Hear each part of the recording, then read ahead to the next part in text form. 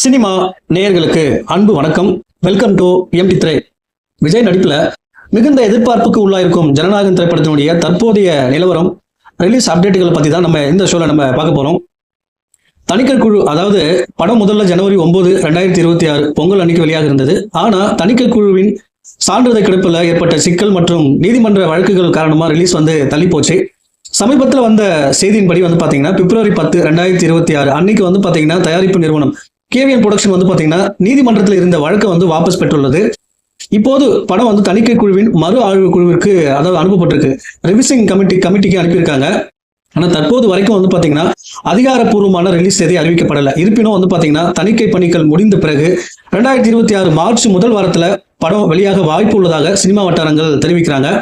ஆனா தற்போதைய ஸ்டேட்டஸ் பாத்தீங்கன்னா பிப்ரவரி 20ஆம் தேதி ஜனநாயகம் வெளியாகும் அப்படிங்கிற வதந்திகள் பரவிட்டு வருது.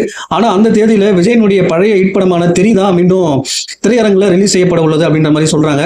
ஜனநாயகம் படத்திற்கான சென்சார் சான்றிதழ் கிடைத்தவுடன் தயாரிப்பாளர்கள் அதிகாரப்பூர்வ தேதியை அறிவிப்பாங்க அப்படின்ற மாதிரி சொல்றாங்க. ஸோ பொறுத்திருந்து பார்க்கலாம்.